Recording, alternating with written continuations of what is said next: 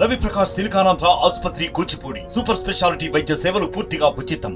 Parliament ఎన్నికల్లో Nizamabad parliamentary నియోజకవర్గం నుండి కాంగ్రెస్ పార్టీ అభ్యర్థిగా పోటీలో నిలవబోతున్నటువంటి పరిస్థితులలో వాస్తవంగా మొన్న 22 నాడు బండి గౌరవ ముఖ్యమంత్రి గారు నిజామాబాద్ సందర్శించిన సందర్భంగా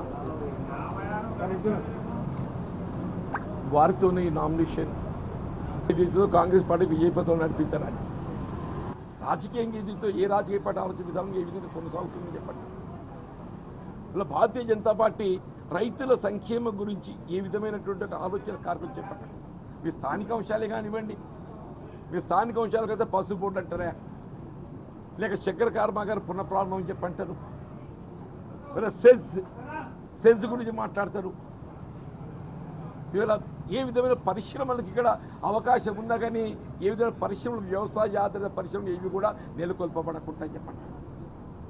రైతాంగాన్ని ఎక్కడ సాగునీటి సౌకర్య ప్రాజెక్టుల ద్వారా కల్పించే అవకాశం లేని పరిస్థితుల్లో కాంగ్రెస్ పార్టీ ఉచిత విద్యుత్ ఇచ్చి మేము కొనసాగిస్తున్న ఉచిత విద్యుత్. భారతీయ జనతా పార్టీ వారికి ఏదైతుందో రైతాంగానికి ఉచిత విద్యుత్ సౌకర్యం కల్పించే ఒక ఆలోచన లేదని చెప్పంటుంది. భాజపా పాలిత రాష్ట్రాలు ఎక్కడైనా రైతాంగానికి ఉచిత విద్యుత్ సౌకర్యం కల్పిస్తుందా? భాజపా పాలిత రాష్ట్రాల్లో ఎక్కడైనా ఇదితో రైతాంగానికి రుణమాఫీ చేస్తుందని చెప్పండి, రాజ్యాంగాన్ని సవరిస్తుందని చెప్పని నేను అదే మోడీ గారిని అడగదలుచుకున్నా, అదే భారతీయ జనతా పార్టీ అడగదలుచుకున్నా. మీరు 10 ఏళ్ల పాలనలో నువ్వు కులగణన చేయాలనే ఆలోచన మీకు ఎందుకు తలెత్తలేదే? దళితులు బలహీన వర్గాలు కల్పిస్తున్న రిజర్వేషన్ సౌకర్యాలు పెంపొందింప చేయాలని చెప్పని ఆలోచన మీకు ఎందుకు కలిగలేదని చెప్పంటారు. నేను అదే కాంగ్రెస్ పార్టీ ఇవాళ ఏదైతుందో సమాజంలో నిమ్న వర్గాలకు రిజర్వేషన్ సౌకర్యం మరింత పెంపొందింప చేయాలని భావనతో ఏదైతుందో రాజ్యాంగాన్ని సవరించి మీ మేనిఫెస్టో పేర్కొను క్లియర్గా, రాజ్యాంగాన్ని సవరించైనా సమాజంలో నిమ్న వర్గాలు దళితులే కానీ బలహీన వర్గాలే కానీ జనాభా ప్రాతిపదికన వారికి కల్పించవలసిన హక్కులు కల్పింపజేయడం మేము ఏదైతుందో బాధ్యత వహిస్తామని చెప్పండి.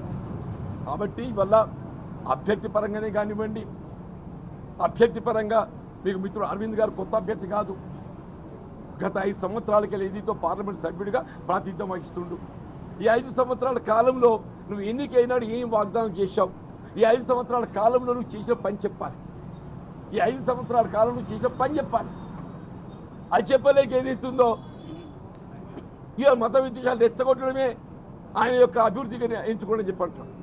మత విద్వేషాలు రెచ్చగొట్టడమే ఆయన అభివృద్ధిగా ఎంచుకోవడం చెప్పంటారు. కాబట్టి దయచేసి నిజామాబాద్ పార్లమెంట్ నియోజకవర్గ ప్రజానీకానికి అందరికీ కూడా మేము సవినీయంగా విజ్ఞప్తి చేస్తున్నాం.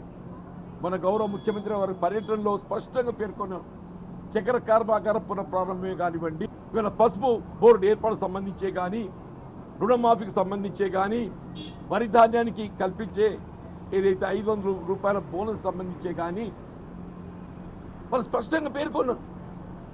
దయచేసి ఏదైతే ఉందో ఎన్నికల్లో మరి మీరు ఒకప్పుడు 14-18 మధ్య కాలంలో కవిత గారిని చూసిండ్రు,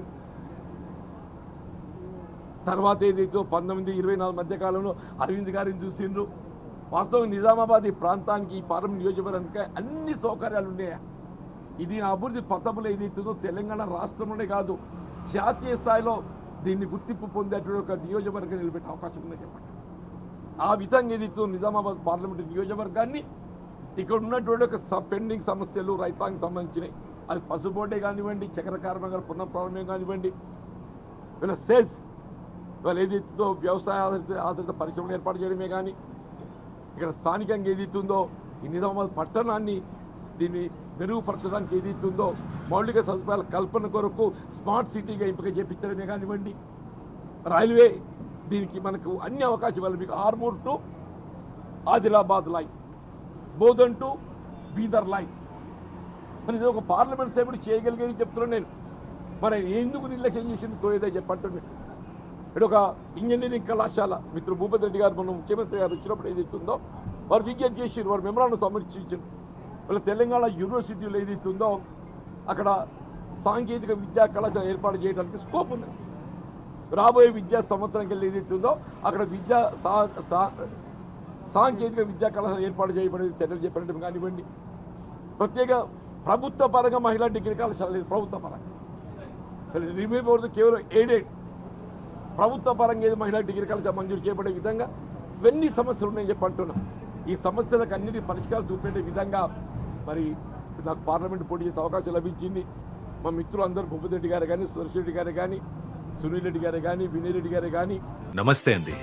ఇది వ్యాపారం గురించి కాదు, ఓటు గురించి. ఎన్నికల్లో ఓటు వేయడం మన హక్కు మాత్రమే కాదు, కర్తవ్యం. ఎంతో మంది మహా నేతలు శ్రమించి ప్రాణత్యాగం చేసి ఈ అవకాశాన్ని మనకిప్పించారు. అందరూ ఓటు వేద్దాం. ఎందుకంటే ఓటు హక్కు ఊరికే రాదు. నా ఓటు ఎవరికో తెలుసా?